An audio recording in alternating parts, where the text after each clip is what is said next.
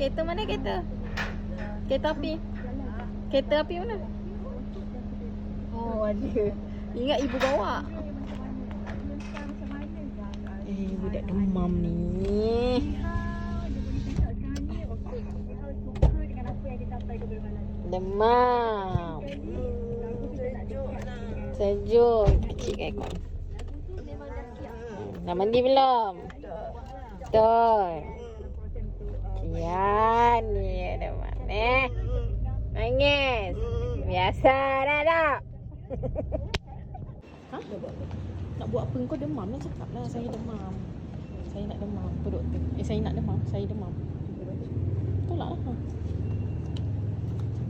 Tu depan dah pendaftaran.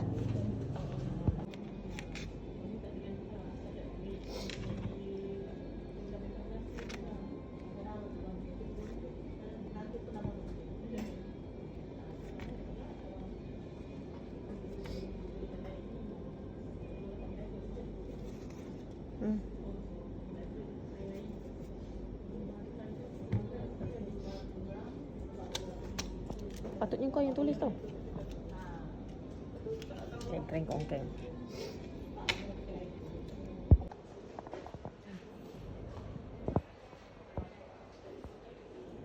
Kena ambil darah habis. Ambil darah. Habislah kau. Habislah pakai jarum besar. Lagak je. Lagak je. Dah. Dia lalu je. Allah.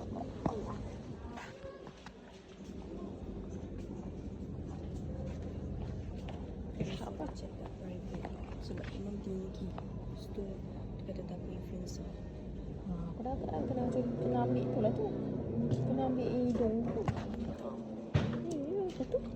Betul lah apa Pak Long cakap. Pak Long kata jangan pergi tinggi kerajaan.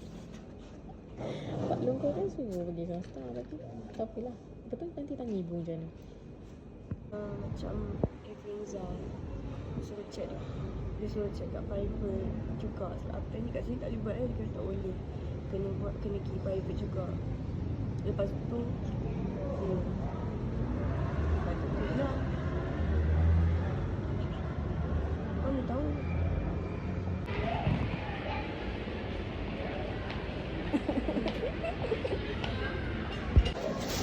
Ya.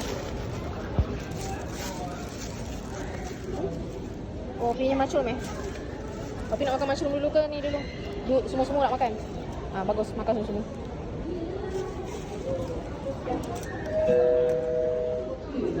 Makan pedas, tapi demam, sakit tekak. Makan. Nak suap ke? Nak makan sini. Makan sikit dulu, nanti kan nak cucuk hidung. Makan dulu sikit. Makan sikit. Makan. Sekejap je. Bosok.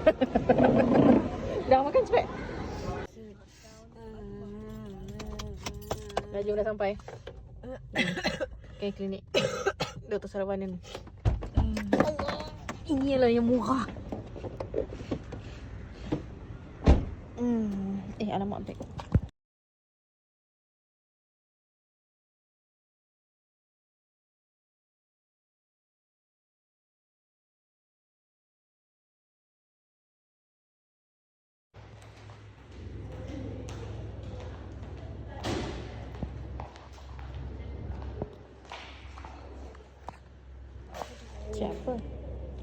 Siapa?